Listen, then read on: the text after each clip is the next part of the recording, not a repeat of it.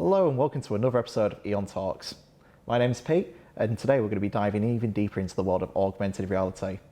So far in this series I've been joined by my colleagues James and Jack from Eon Visual Media, and we've been exploring what augmented reality is, how this works and how this has adapted over many years.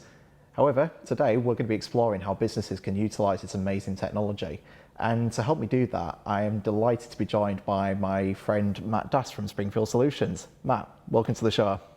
Hi Pete, many thanks. No, it's a pleasure having you on the show, mate. So to kick things off, I was wondering if you could please tell us a little bit about yourself and a little bit about what Springfield Solutions.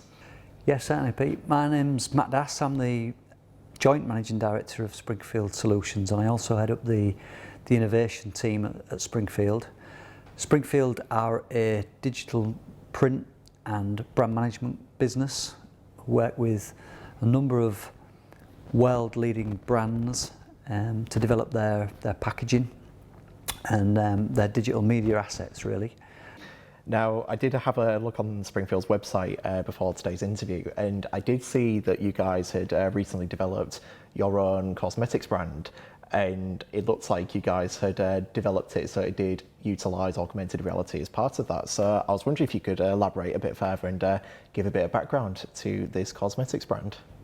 Yeah, so the cosmetics brand that you talk about there, Pete, is something that we created called Bloom, and this was to show off our digital media packaging capabilities.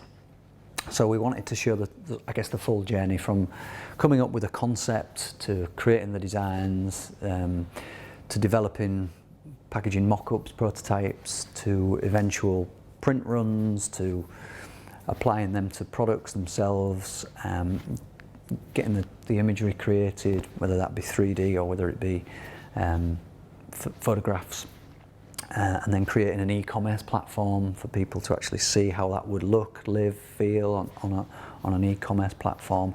That full journey really from, we've got an idea of a brand and a concept, we've got a few products that we want to bring out. How do we get it from this blank sheet of paper to sitting on the shelf, be that a digital shelf or be it a physical shelf?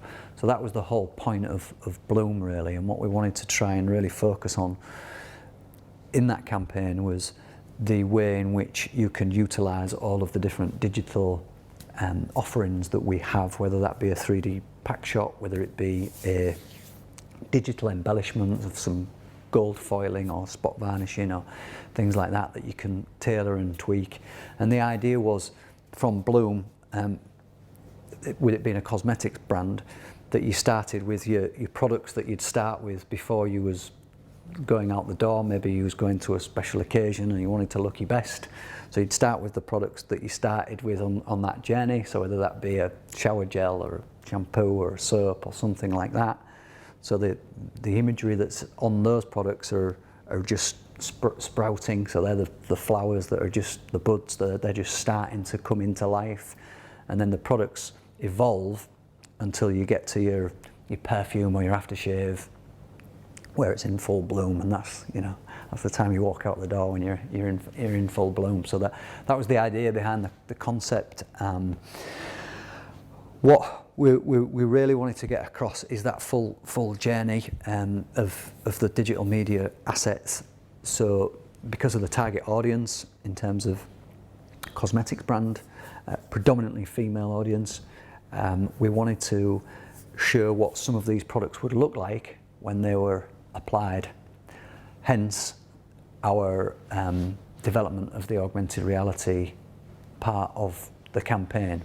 So we developed an app that could be launched from the packaging, where you could scan your face and it would utilise the facial recognition features of augmented reality, and you could then apply certain products to your face, whether that be lipstick, other bits of makeup, and you could then select the correct product that you would like.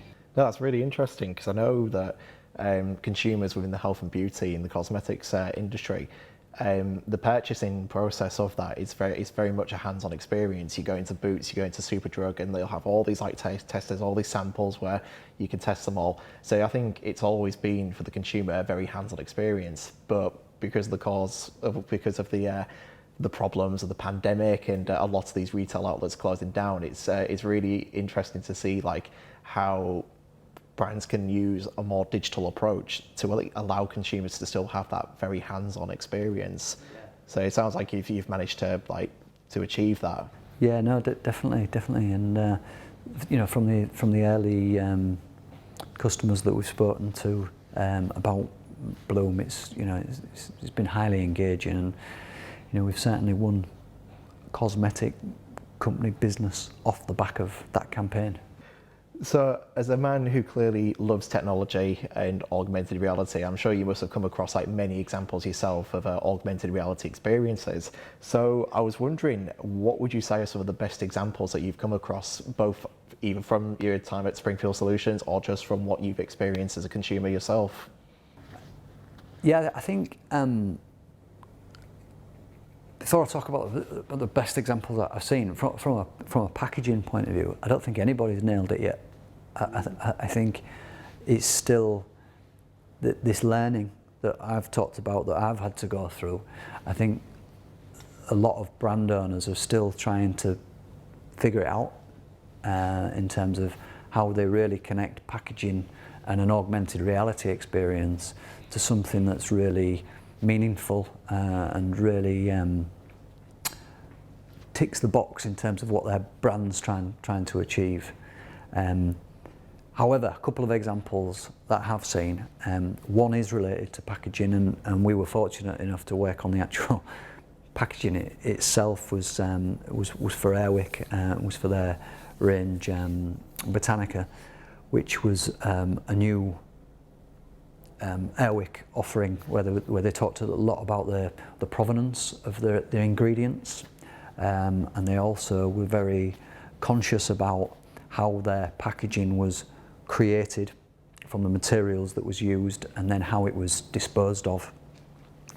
So they created not necessarily a highly engaging augmented reality experience, but they created a connected piece of packaging that went through a journey with the user. So the first time you scanned the pack, it told you about the ingredients, where they'd come from, the provenance.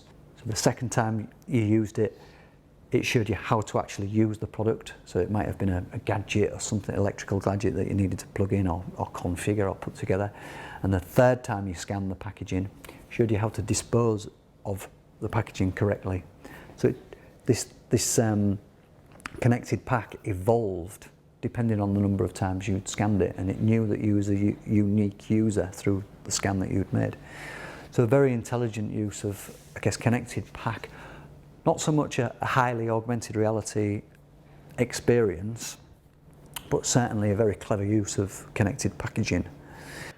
So Matt, last question I'm going to throw to you today is, we've been talking a lot about the present, what Springfield has currently been doing, but looking ahead to the future, you're a man who clearly loves technology, particularly innovative tech.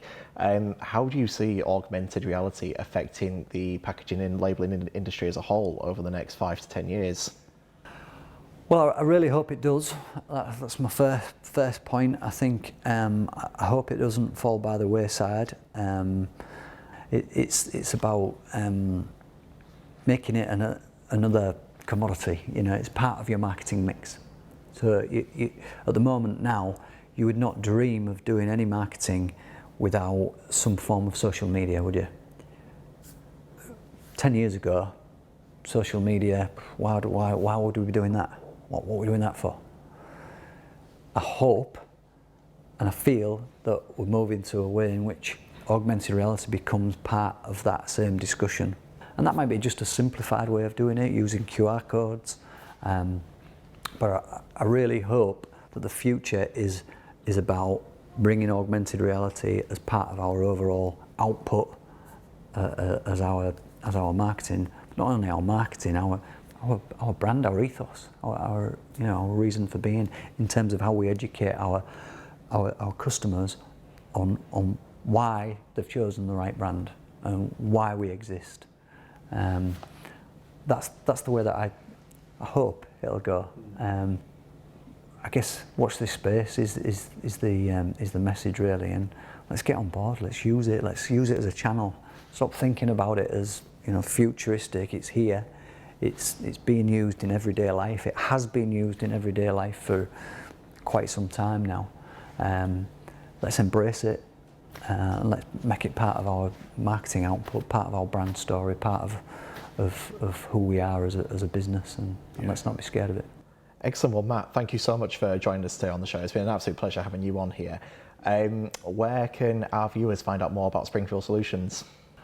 Well, we on all the social media channels. So we're on. We've got our own website, which is springfieldsolutions.co.uk. We're on Instagram, Facebook, LinkedIn, and Twitter. So yeah, check us out. Maybe see you on TikTok soon as well. Possibly, yeah. Although I've not got my head around that one. Me neither. Maybe we should do a TikTok. Well, there we go. We'll start a channel. Amazing. Well, again, Matt, it's been fantastic having you on the show. And if you'd like to find out more about augmented reality, make sure you check out the Eon Visual Media website and subscribe to our social media channels. But until next time, I've been Pete. And I've been Matt. And this has been Eon Talks. See you next time.